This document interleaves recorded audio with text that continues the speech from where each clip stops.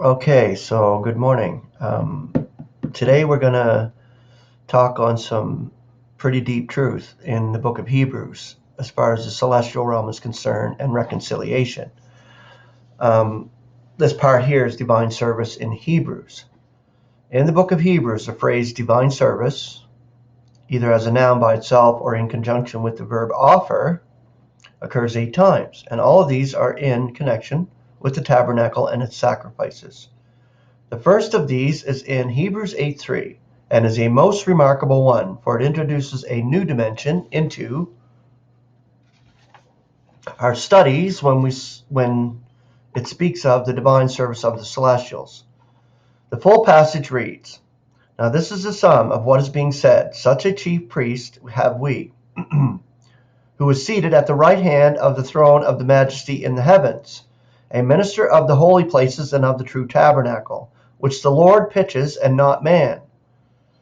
For every chief priest is constituted to offer both approach presents and sacrifices, whence it is necessary for this one also to have something which he may offer. Indeed, then, if he were on earth, he would not even be a priest, there being those who offer approach presents according to the law, who, by an example and shadow, are offering the divine service of the celestials, according as Moses has been apprised, when about to be completing the tabernacle. For see, he is averring that you shall be making all in accord with the model shown you in the mountain."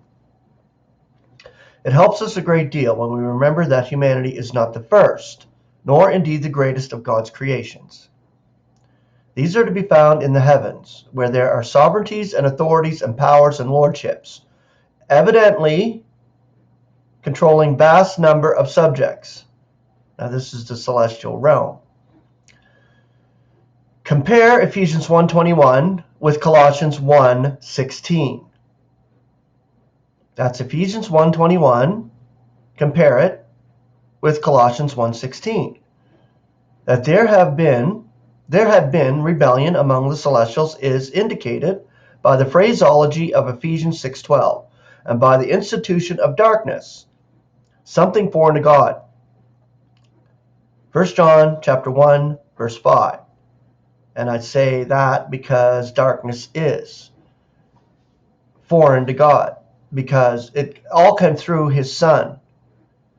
So all is out of God and through Christ. This darkness and this evil literally came through Christ, and for the purpose of reconciling all back to God the Father through Christ. And this is before ever man came on the scene. Genesis 1:2. In earlier articles, and particularly in this series, The Place of Humanity in God's Purpose, and this is by John Essex, The Place of Humanity in God's Purpose. You can find that on the Concordance site.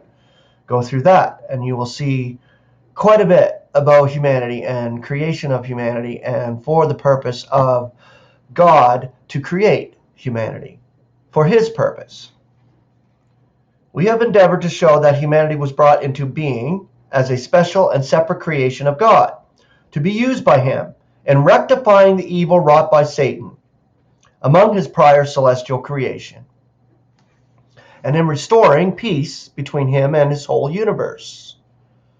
This, we emphasize, is not of man's doing, but of God. Man is the privileged instrument in the divine purpose, not the boastful planner. And though man, down the centuries, has done his best to blunt the instrument and even to twist the august hand that wielded it, God has never allowed his whole to be slackened one iota, nor his guiding fingers to be diverted 1 inch from the path that he has determined beforehand. So it is from the celestial inhabitants of his universe, as well as from humanity, that God desires to receive worship and divine service. But such worship and such service can only be completed when there is uninterrupted access by the worshiper to the one who is being worshipped. This has been prevented by the estrangement which has arisen between God and his celestial creatures because of their rebellion, and thus a position has arisen in the heavens which is comparable with that indicated by the tabernacle on earth. In the latter, access to God's presence could only be attained by one man, the chief priest, through his entrance into the most holy place once a year. And the tabernacle on earth is a shadow or picture of a figurative but true tabernacle in the heavens, into which Christ, as chief priest and minister of the holy places, enters with an offering which will perfect to a finality those who are hallowed, and will ultimately restore divine service in its fullness. You can find that at 1 Corinthians 15:28, when God is all in all, the end result. 5 minutes in. Now we can perhaps see why the structure of the tabernacle and the temple which followed had to be in full accord with God's direction, for the model shown to Moses in the mountain had to imitate and illustrate, number one, the fact of divine unapproachableness, and number two, the means by which approach to God was to be restored. All right, I think I can do one more here, the dividing curtain. In the first verse of Hebrews 9, divine service is shown to be a requisite of the Old Covenant, which God made with Israel and is associated with the worldly holy place.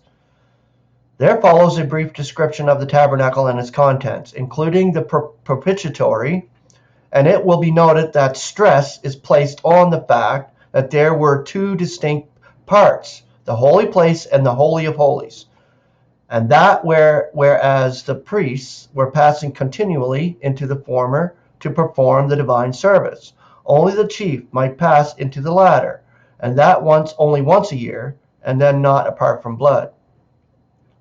We can thus see that as this model tabernacle was a picture of the true way of approach to God, the erring celestials who wished to offer divine service would equally be barred from the celestial most holy place, and would of themselves have no means of ever gaining admittance to the presence of God.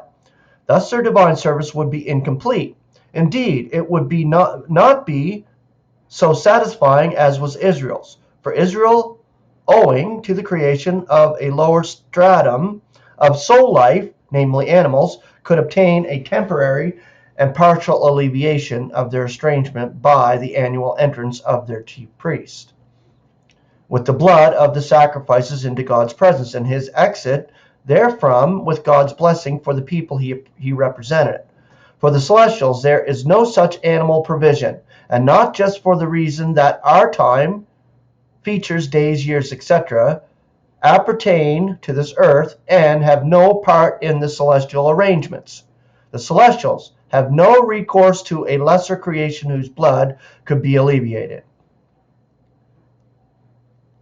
The animals had been given to man, Genesis 9:2-4, but humanity was never given to the celestials. Moreover, any thought that the celestials might find a savior in humanity were dissipated when Satan, one of their hierarchy, caused the very first of humanity to sin. For all offerings must be without blemish, yet the subsequent offerings made on behalf of Israel on their annual day of atonement or propitiation should have indicated to the celestials that the permanent solution of their problem would be provided, and this came to be the case for Hebrews 9:11, and we'll read that tomorrow. All right, so Christ being the chief priest, he's the only unblemished offering to God for humanity. So it's Christ, our head, our brother, that's offering divine service to God among the celestials as well. We're part of his body. We'll be reconciling his universe. When we're there, when God graces us to be snatched away, and when we're there.